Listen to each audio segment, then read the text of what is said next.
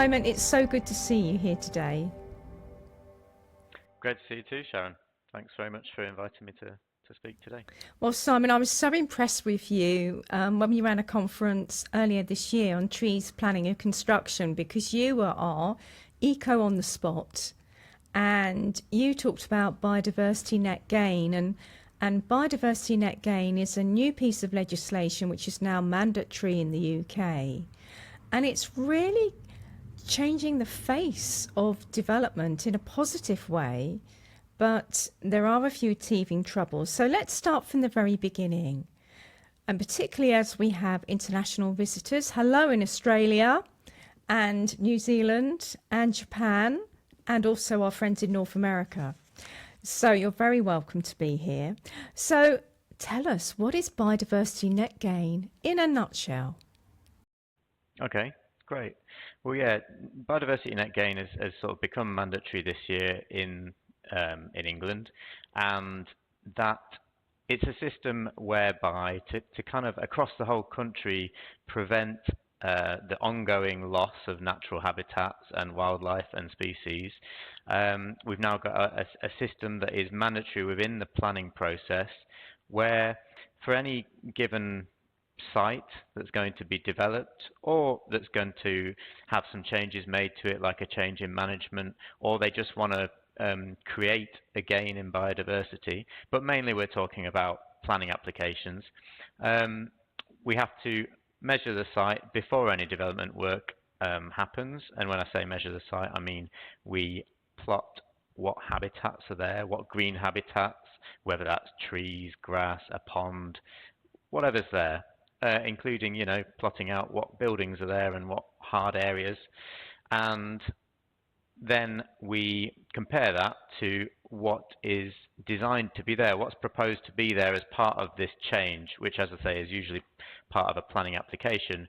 So that might include a new building, a new car park, some more great landscaping, some shrubbery, some more trees, fewer trees, who knows. And that all goes there and gets measured in the same way. And you compare the two, and what is nationally mandatory is that the result out of that comparison is 10% better before, 10% better afterwards than it was before. And that's measured in a really big spreadsheet, basically, that is given to us by the government. And within that spreadsheet, we select all the different habitat types that were there and how big they were and what condition they were in, how good they were. And that's how the calculator works, and it gives us a number. It can get quite complicated. There's a lot for everyone to learn at the moment, but there's guidance out there to read. So on the whole, the overall result is that we're moving from a position where perhaps biodiversity and ecology in the past has been kind of either kind of neglected to some extent, or sometimes people just weren't sure quite how to measure it, to look at whether something was better after the development was done than before, or vice versa. You know, if an area of bramble was removed but some bird boxes were put up, is that better or is that worse? You know, you can't say. So for better or for worse, what we now have is a much more measured system. Yeah, and that's basically it. Is that a decent summary of it, do you think? I think that's really, really brilliant. So a few things to pick out of that. So your role as ecologist, you're instructed by a house builder, for example, who wants to do some development on a, let's say it is a farmer's field with a small copse on the side and a pond. And the farmer knows, I mean, maybe this farmer isn't terribly scrupulous and thinks, oh, crumbs, I want to put this application in. And he gets his farm workers to clear the copse and fill in the pond. Okay, let's ignore any legislation around felling licenses, etc. How would that work? So you rock up on site and you think, hang on a minute, there's a whole bunch of stumps here and it looks like a pond's been cleared. What, can they get away with that? Yeah, it's a great question, and actually, you know, a few years ago when we had BNG, biodiversity net gain, on the horizon, it was obviously one of the main concerns. And as you say, some cynical developers or landowners will try and do that preemptively, knowing that it's going to be measured at some point soon. but luckily in the system, the biodiversity net gain system is quite clear about that, which is that any the baseline measurement, which is to say before anything is done on site, has to be done before any development related activity. So if the clearance that was done was something that was part of the year-on-year management of that site, let's say it's an arable field, and it's just been the crop's just been harvested, and it's bare ground, then that's fine. You know, there's a category for arable fields, and that's all fine.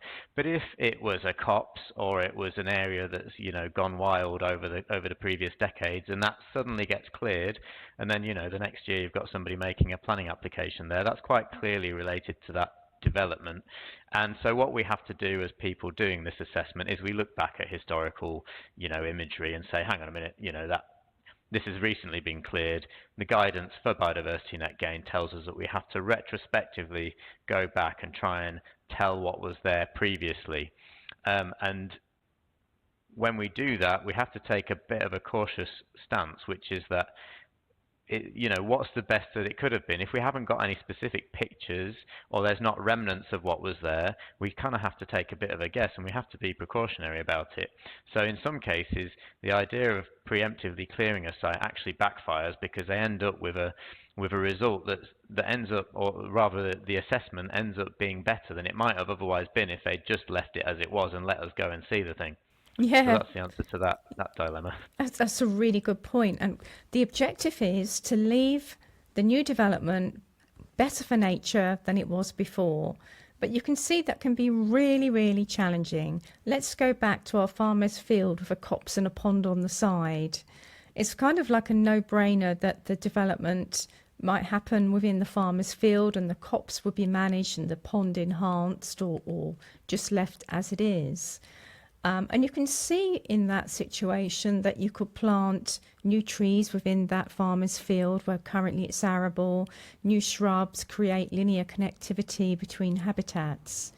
But what about a more complex site? What about an urban site, what we call a brownfield site in the UK, which has had stuff on it in the past, but now there's 30 trees, a bit of scrub, a hedgerow, etc. And necessarily, particularly with this current Labour government's drive to increase urban density, which I'll come on to later, the chances are there's going to be more trees removed, some flats put up, some houses. Hard standing. It's hard to see that you would achieve 10% net gain. And if you can't, what happens then? What are the options? Yeah, great. And it's certainly true. You know, not all sites that are due to be developed really do lend themselves to actually achieving an improvement in nature at the same time as including quite a dense development. You know, you're lucky as a developer if you've bought a site that has enough sort of empty space going on with no real greenery in it to develop and achieve what you want to achieve, and you can have a lovely wildlife zone going on with all sorts of ponds and enhancements. Great, good for you. That's what we like to see, but it's not always the case, especially in a suburban site that's really quite constrained. And you want to be able to make the most of that site by actually fitting in not just one house, but, you know, whatever it is you want to fit in, 10 houses or a block of flats.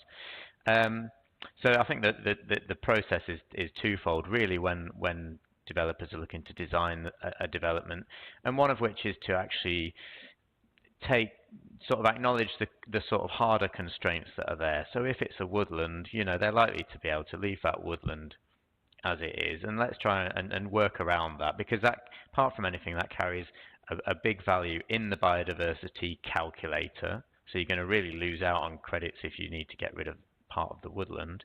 And also all sorts of other legislation covering the woodland as well, which I won't go into now. So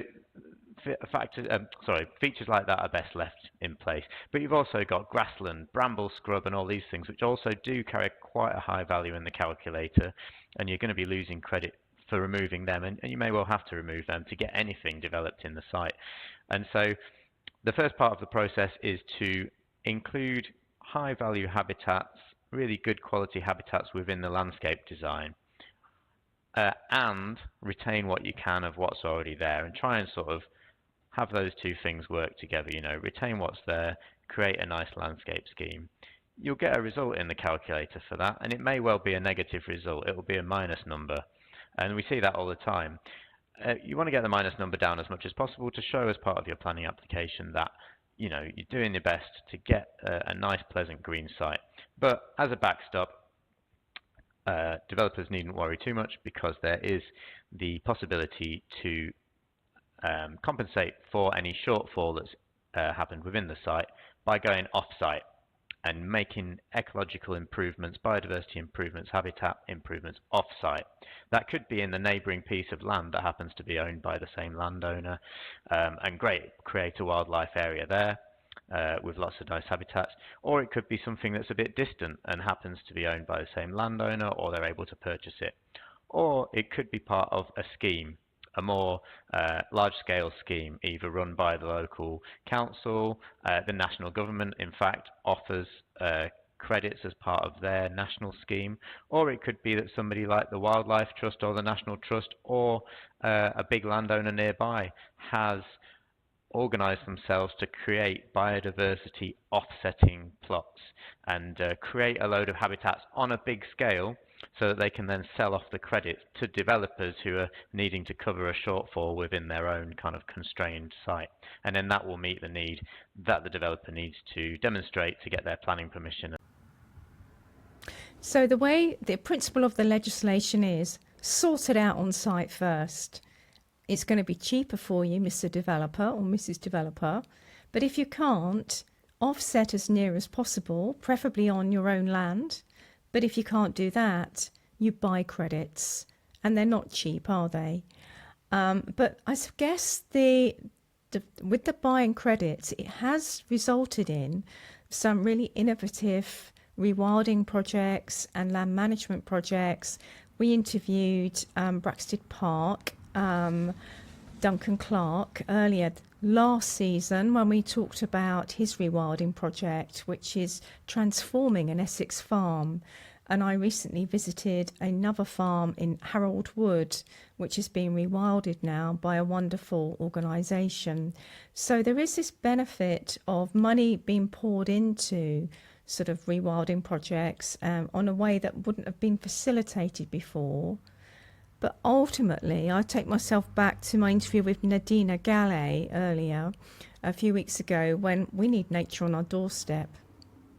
I want to ask you a question about the implementation of biodiversity net gain in terms of landscaping schemes. Now, quite often now, I see this rush to get 10% on a construction site.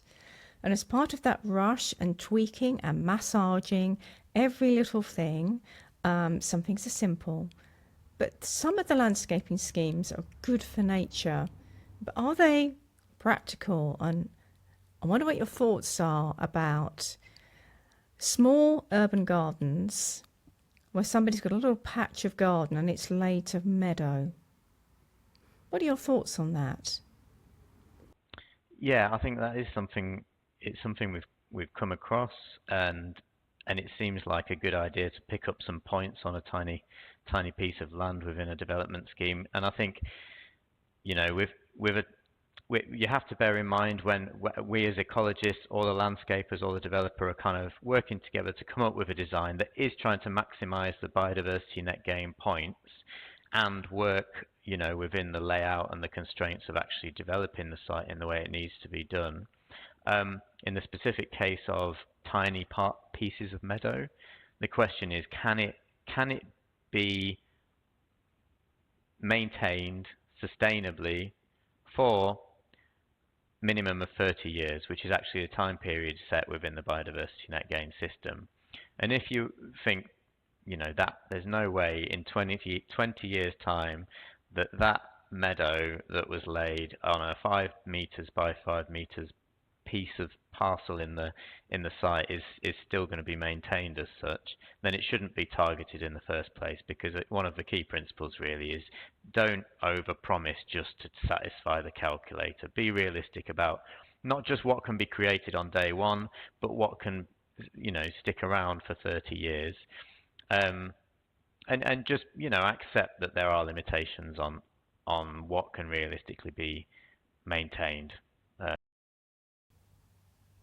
really love that honest and balanced approach, because quite often it may be planted as meadow. And I'm thinking of, say, terraced modern housing with little patches of meadow in front. The reality is, when it comes to the sales people trying to sell those units, they go, oh, that looks scruffy. And then people start putting in their sort of dahlias and what have you. But let's go back to let's start with trees. So, as an arboriculturalist, I go out on site and do the tree survey to the British standard. And there are 4 categories: A, B, C, and U. U being unsuitable for retention, either through disease, it might be dead, it might be structurally hazardous. As an ecologist, how do you value trees on site? So, I mean, here at TMA, we have our own in-house arboricultural team and landscape and ecology. So we work together. And this is really the point you just mentioned about the discrepancy between the tree value in the BS 5837 standard used by arboriculturalists, and particularly the new biodiversity net gain valuation of trees. That discrepancy is really quite a key point that we all have to be very aware of and kind of navigate together, and try and not come across with completely separate stories, completely separate pieces of advice for the people that we're working with, because in the biodiversity net gain system, actually all trees are really quite highly valued. They carry a high score. It does depend on the size of the tree and the condition of the tree, which is determined by various factors. But more or less any tree does carry quite a high value when compared to other habitat types. Trees have really been set as a high value habitat. And so what we do have, and it is still a dilemma, there's no easy answer to it, is that sometimes there's a tree which, in the context of the site being developed, is going to be totally in the wrong place. It's not a good tree, and it might be quite a small tree, and it's going to take a prominent position in a new development, and yet it carries this high value in the biodiversity net gain system. And so, you know, we have to work with our arboriculturalists to say, okay, you know, your advice is that tree should come out, but now we have to temper that a little bit more and say, you know, let's work together and see. If it needs to come out, then it can come out. We just have to work with the clients so that they're also aware of the balance in biodiversity net gain credits only, you know, that the implications that will have, and what that means in terms of replacing the tree, and getting back, compensating for the credit lost through that, which, by the way, is not as simple as just putting in one tree to replace one tree. You know, unfortunately. Let's talk about that. Explain that, yeah. because that's a great point. Yeah. So a key thing worth understanding in the biodiversity net gain metric is that habitats that are created carry a lower score than the same habitat being lost. So if you have a tree and it needs to be removed, that might have a score of 0.2 biodiversity units. But to replace it with the same tree again, a similar tree somewhere else, you don't get the same value back. And the reason why is because the metric has a factor that kind of accounts for the time for habitats to establish, and some element of the risk factor of them not quite happening properly, you know, all of this, meaning that you don't get as high a score for the habitats you're creating as the same habitats that were already there.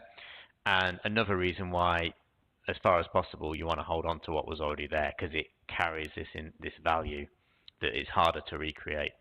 And so what you may end up having to do is to, in the case of a tree, compensate with a bigger tree, a better tree, or multiple trees in most cases, which means that often we find that the developer is seeking places within their development site to stick trees wherever they can stick trees, if they're chasing, the score in the biodiversity net gain calculator to get their 10%. And I think we always have to kind of advise, yes, everyone wants to see that 10% achieved. Every effort should be made to achieve it, but what's created does need to be appropriate. And if at the end of the day it's too many trees in the wrong places and you need to lose that one or two trees that are there, that needs to be accepted, and use the offsite option to put new trees somewhere where new trees should go that's not within the development site to compensate. Oh, I so agree with you. And I am not experiencing that at the moment. So I can think of several cases where a site is being absolutely stuffed with trees in a way that is not going to be enjoyable for the people using that space in the future. It may be a little cul-de-sac of 5 houses, and suddenly every single space in, because we can't count back gardens, in the front garden and along verges next to drives is stuffed with trees, which actually is not sustainable because it's going to overly shade, it's going to prevent any other type of habitat. Let's just go back to this sort of what you call trading rules. Can I take an example of a sort of early mature tree which has a diameter of, let's say, 550 millimeters, or let's say 2 foot for our American friends? So a sort of medium size tree that's got to come out. How many new trees would you need, or is it not as simple as that? Well, it would depend on various factors, but we can use an example which I do have actually. First of all, it does depend on factors like the condition of that tree, essentially the condition score of that tree, which is determined by its setting, whether it has vandalism, and all these things that actually does feed into the score for that individual tree. But if we say that we're looking at a tree with a moderate, medium condition score, let's see, I think I have it here. So this assessment you're doing as the ecologist, the assessment of the trees, the ARB is doing their assessment of the trees. Never the twain shall meet, or do you always look at the ARB assessment as well?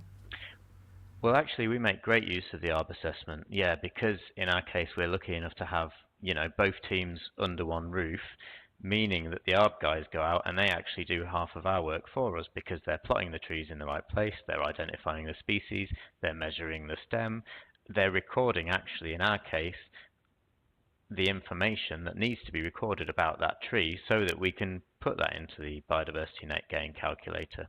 So that's all great. That's all sort of saving us a lot of time, and everything's correct. So we really use their information. I think the part where the discrepancy comes in is recommending, what might be recommended for that tree from an arboricultural point of view may not be the same as just looking at the metric score for biodiversity net gain. But I have the figures in the example of an existing medium tree. It's worth, based on the factors that I'm imagining, 0.13 units. So I'm picturing this oak, this medium-sized oak. It's not doing too badly. Maybe it's growing in the pavement. It's got a bit of dead wood. So tell us about how that might be replaced.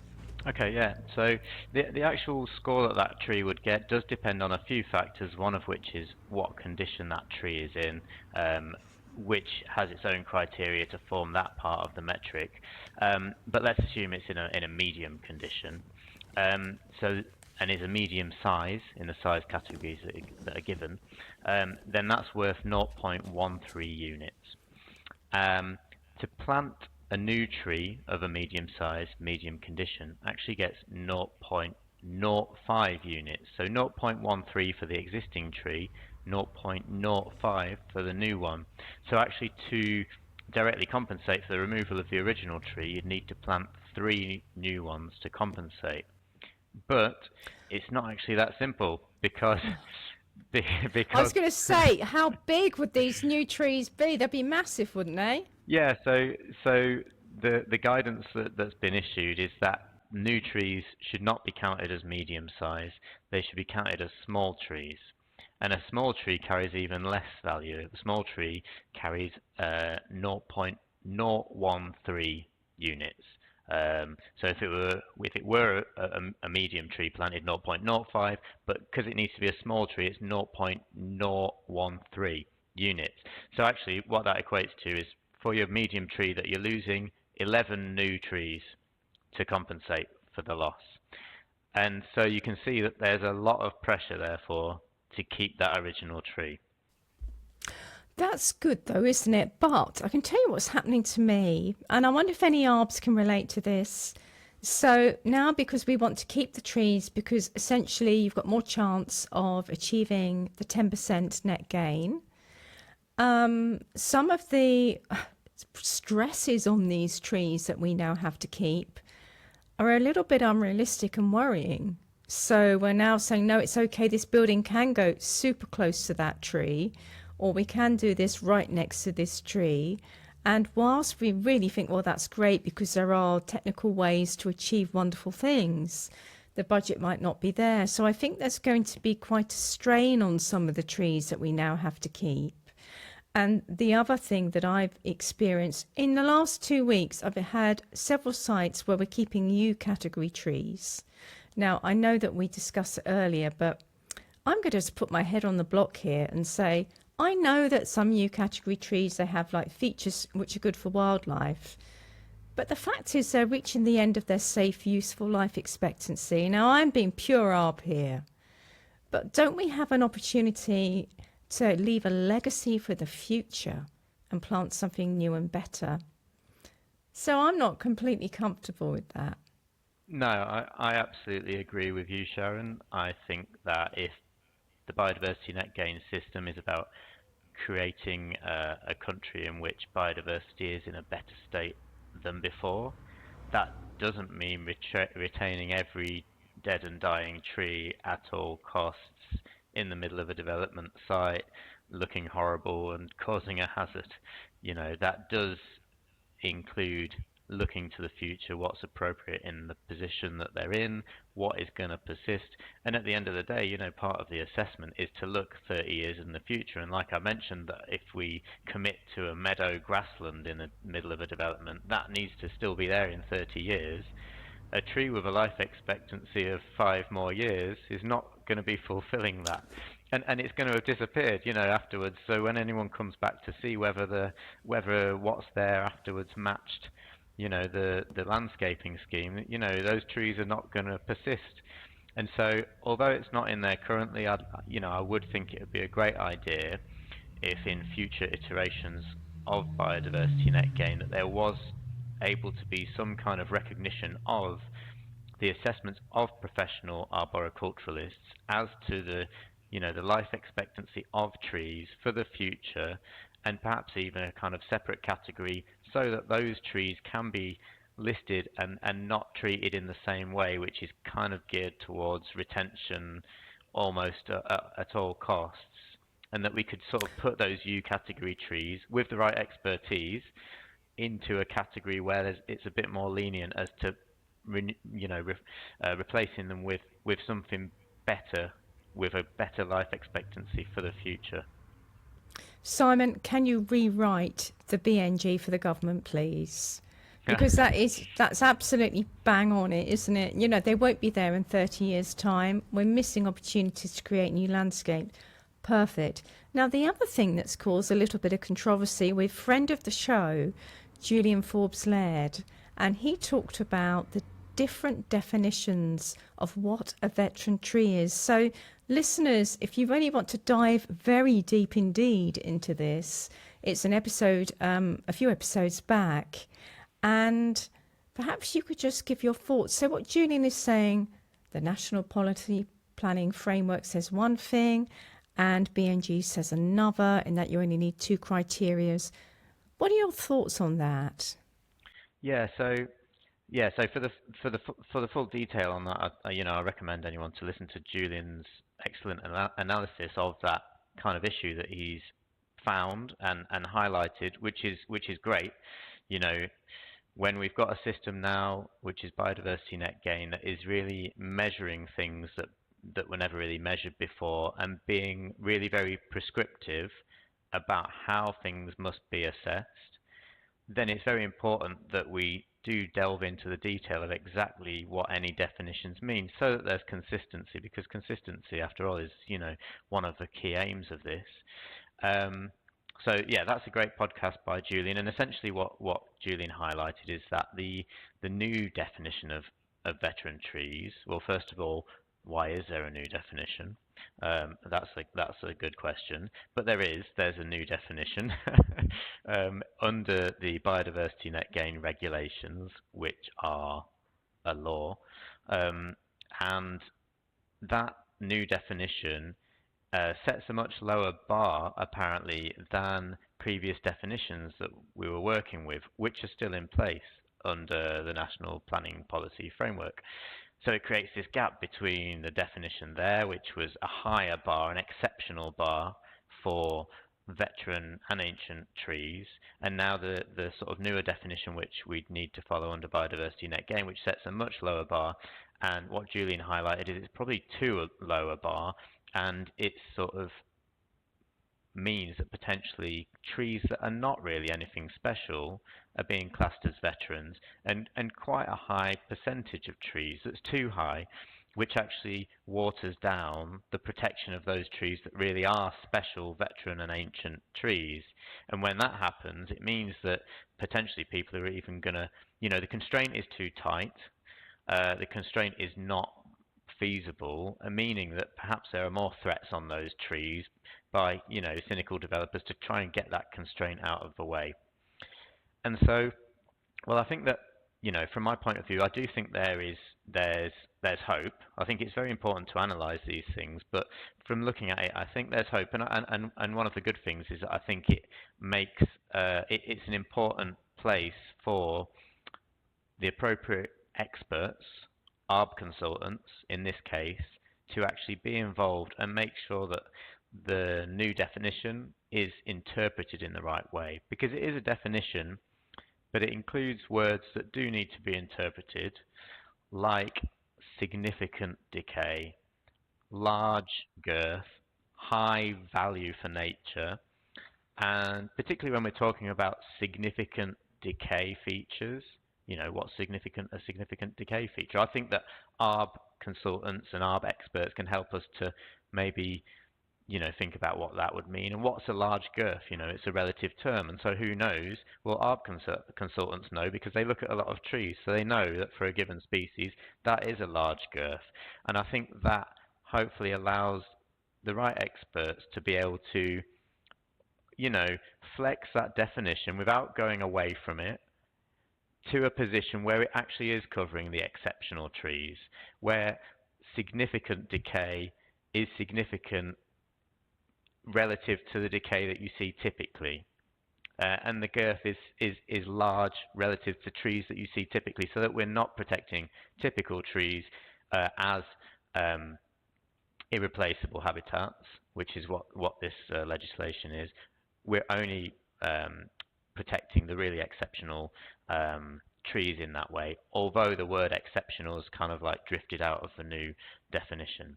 So that's the first thing to say about that, and hopefully it kind of, for the ARB consultants and the ecologists who are really want to engage with this, I really hope that's a place for them to actually be involved, and that, for instance, myself as an ecologist putting forward an assessment, a biodiversity net gain assessment, if I have a judgment by suitably qualified arboriculturalists saying this tree is a veteran because it has these features, this tree is not, it's not, because it doesn't have these features, or the features it has are very typical, I think it would be quite hard to argue with that, even with the new, definition. And I think there are a lot of places in the biodiversity net gain guidance where, although it's very prescriptive, it does require justification. It still requires decisions to be made, and quite subjective decisions, and justification on them. The other thing to say, just on in terms of the concerns that were raised in Julian's chat with you about the preemptive felling of trees, if they were, providing too much of a constraint, and they may end up being veteran trees under biodiversity net gain rules, but not under the planning framework rules, and perhaps there weren't any legal mechanisms to stop them from being preemptively felled. Well, actually, as we mentioned earlier in this session, the preemptive clearance of a site or felling of trees would get captured into the biodiversity net gain system. So we would look back and see if there were trees on a site that had been cleared in relation to the development, albeit preemptively, and we would need to include those in the metric.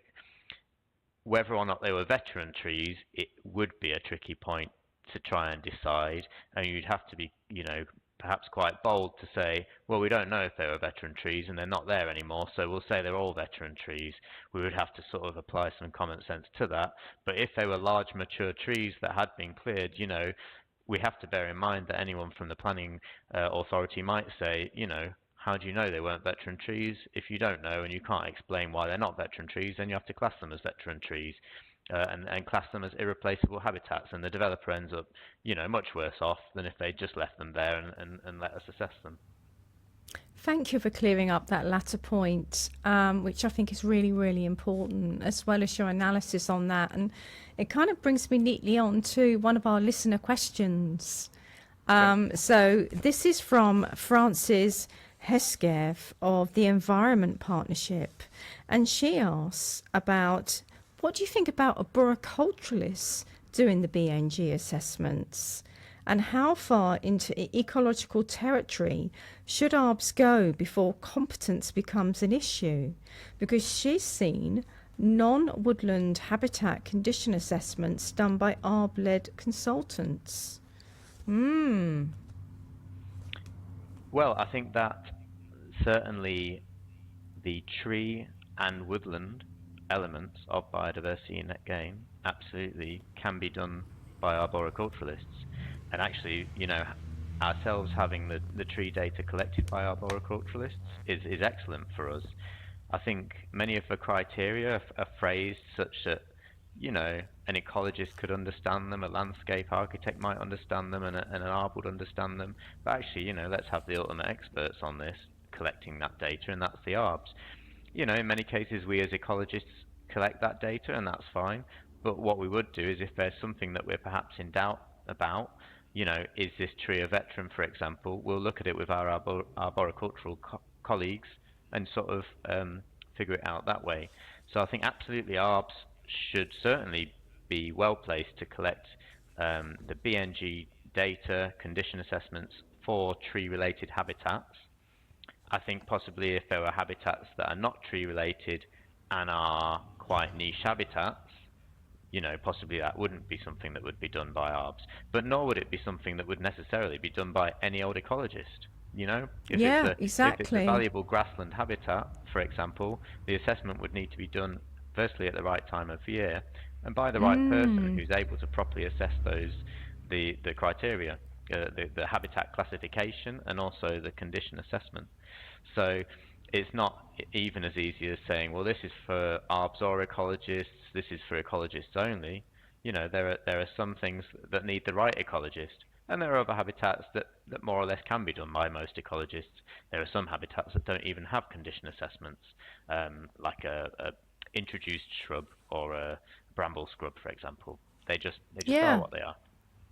So it's all about working within our professional competence and experience. Yeah. So, no, I agree with that. So we've had a question from Steve Westmore, who's a well-known arboricultural consultant here in the UK and a trustee of the Arboricultural Association.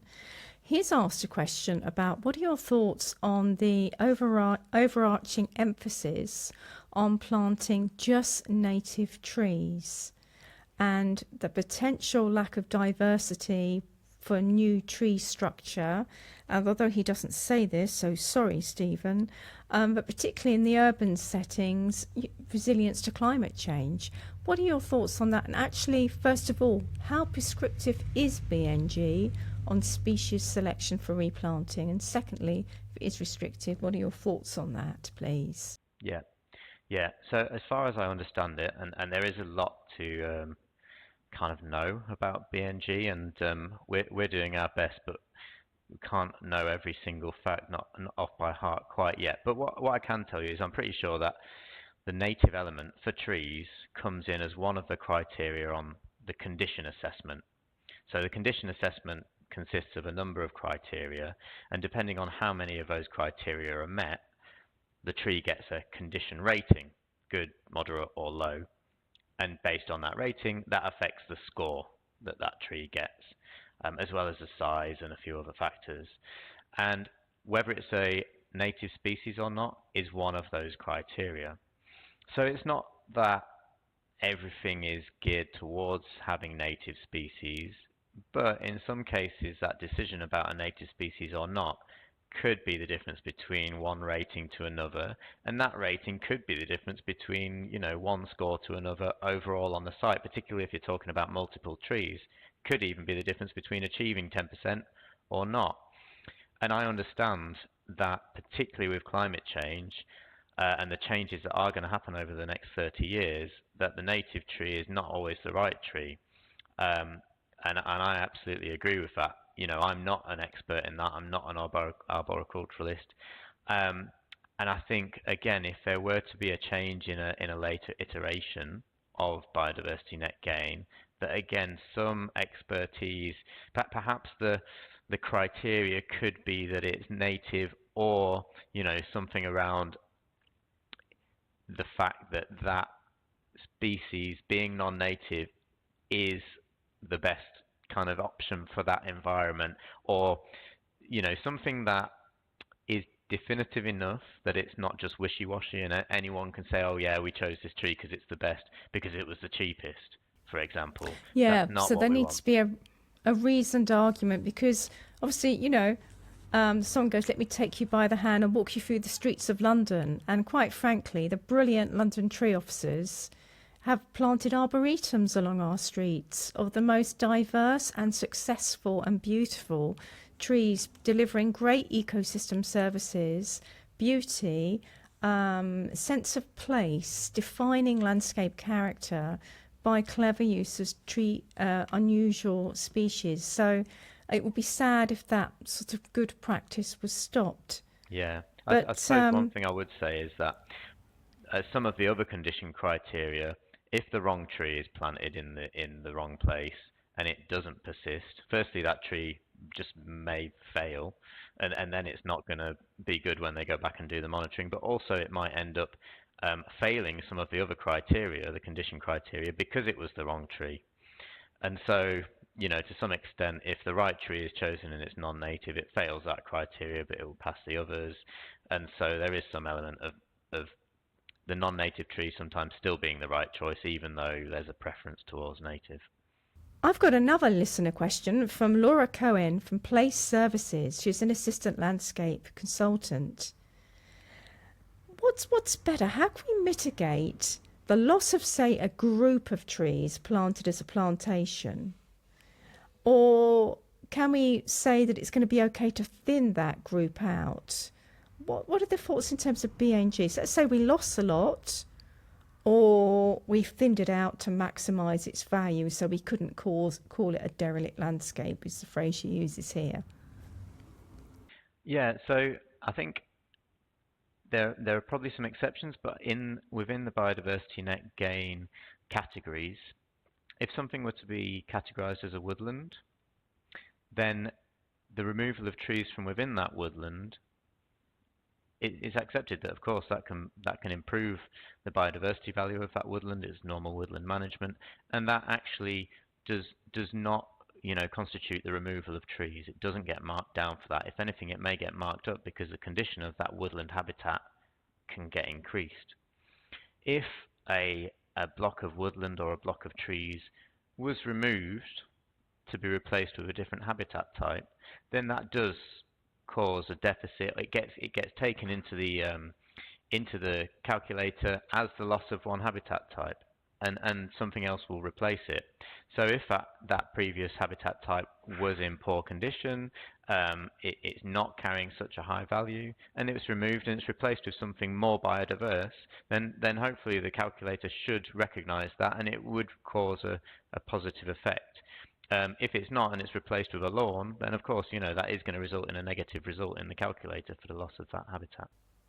I think Laura will be pleased to hear that, because she recognises that these have huge value and should be enhanced and not just removed because they may be categorised as low value in a tree report. So no, thank you very much for that, Simon.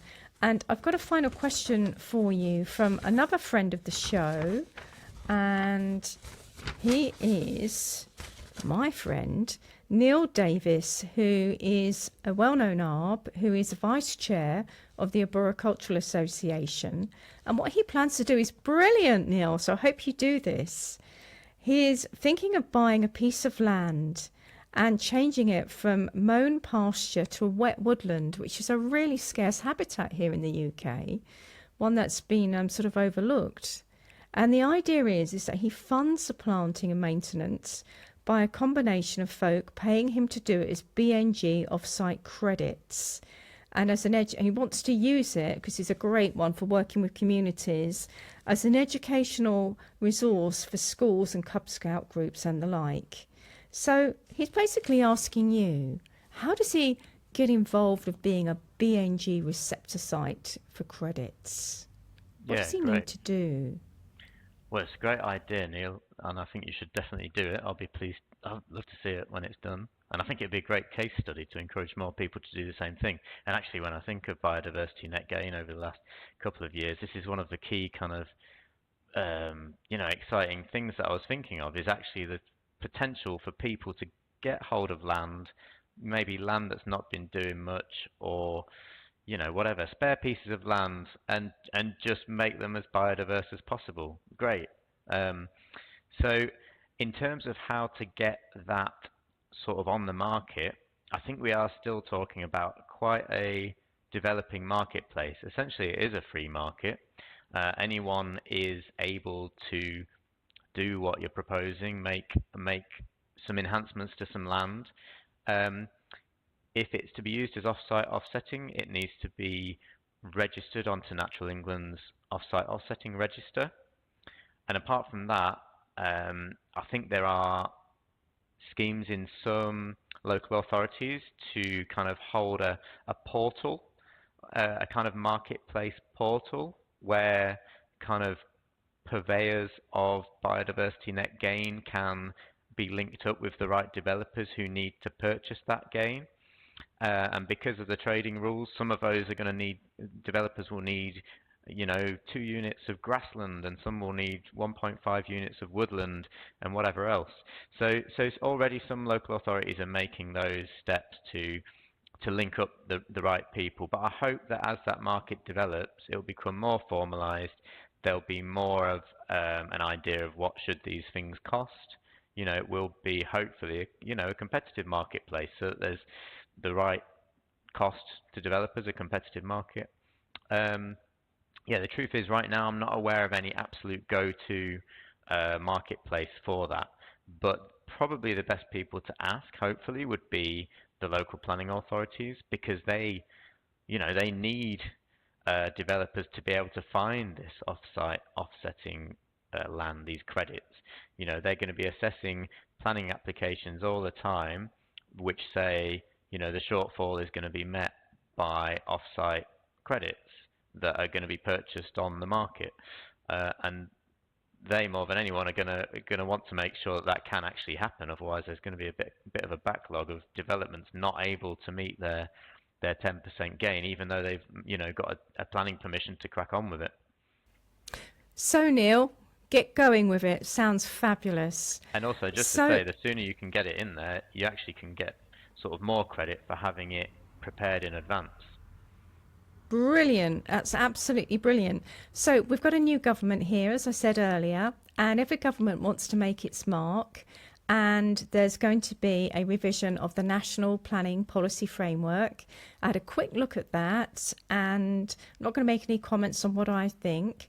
But one of the questions they're asking at the moment, should there be any additional protection for habitats, such as peat soils, and compensatory mechanisms for basically the UK government now wants to increase sustainable energy. Sounds great. So do you think as an ecologist there should be any additional measures other than what we already have with our existing legislation to protect, say, peat soils? Well, yeah, by all means, I think that the planning policy framework already kind of identified irreplaceable habitats, and the biodiversity net gain system does that as well. I think obviously as discussed, we've potentially got veteran trees that aren't really very, very veteran trees being classed as irreplaceable habitats, which would be the same protection really as something that really is irreplaceable. And yeah, I think that if they were able to get some more up-to-date protection of the absolute very best habitats, like the ancient woodlands, I think are already in there, but peat soils if they're not already in there, and really, it's a great chance to include more than before. Oh, I've got a late entry question here. Oh, it's from Noel. Pause for jingle. Noel's question Noel actually can't be here right now, but he wants to know about compliance. It's all very well doing all this calculation, but what if they don't bother to look after it and they don't bother to do it? And the council perhaps haven't got a lot of funds to look into it. How does that work?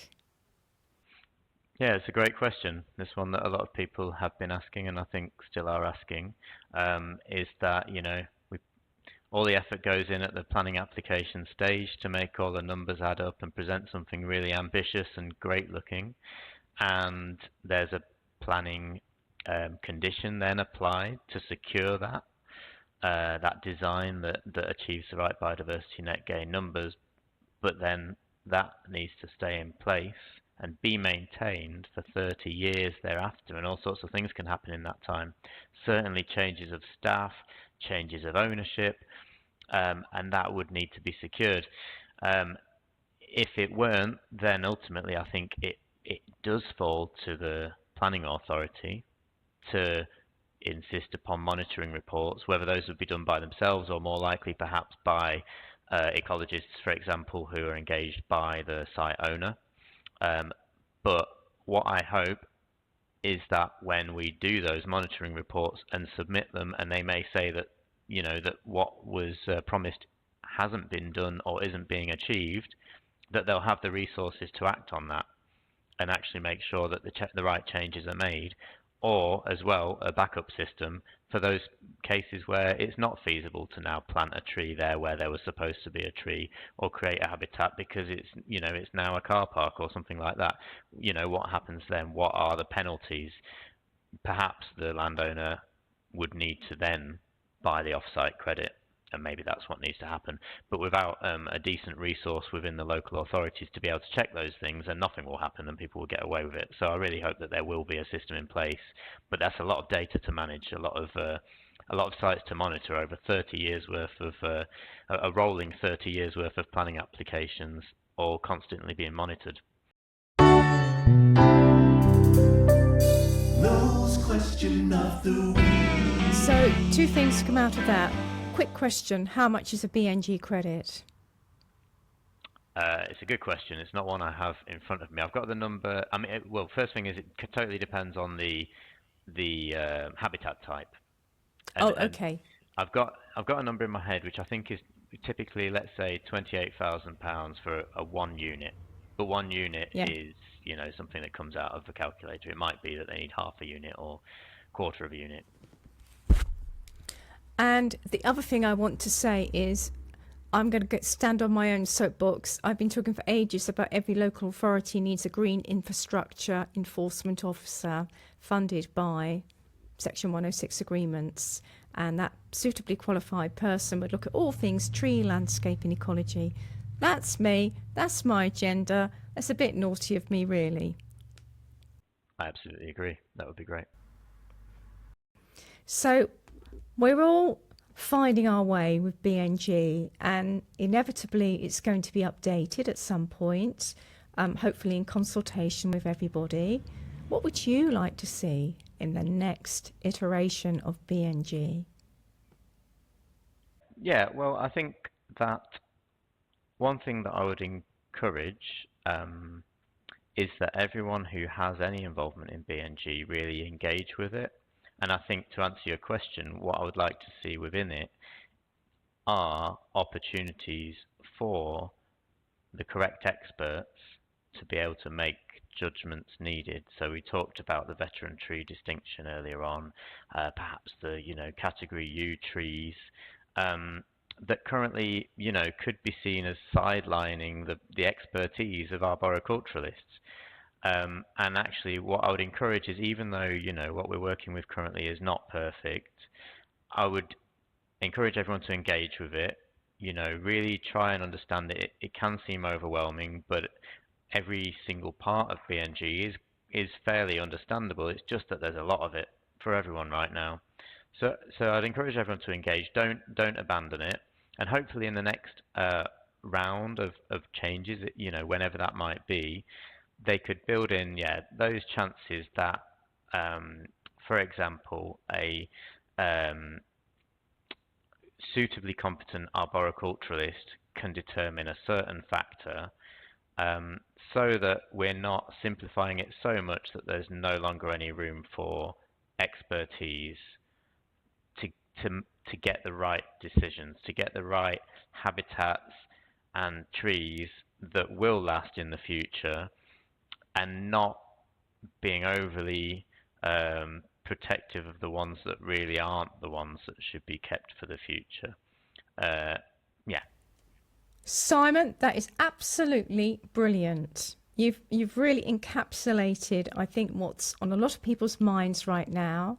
It also speaks to that collaboration between allied professionals and how important that is, and actually the joy of sharing knowledge with each other of our own fields of expertise, because people love to learn. So I really thank you for putting so clearly what is a very complex and new subject. Many of us do not go into our industries to do a bunch of spreadsheets and look at a load of sums and do the math, as they say.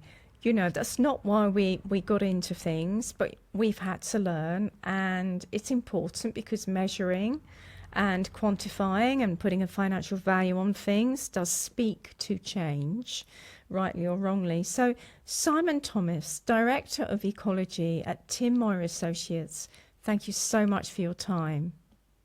Thanks very much, Sharon. Great to see you.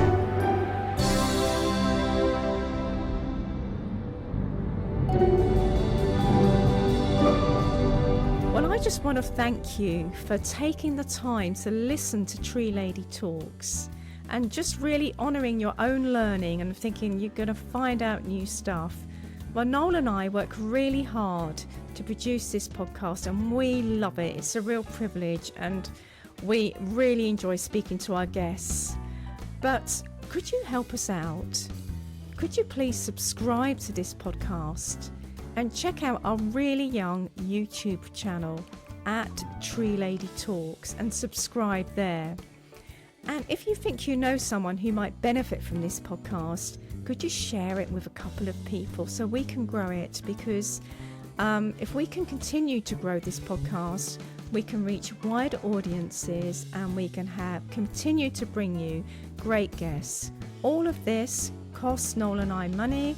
We ask for nothing in return other than your support, and we would love your feedback.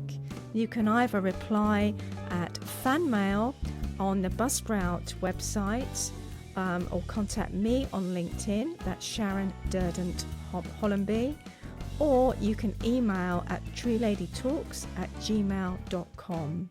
So thank you, listeners. We really care about you. We want to bring you great content.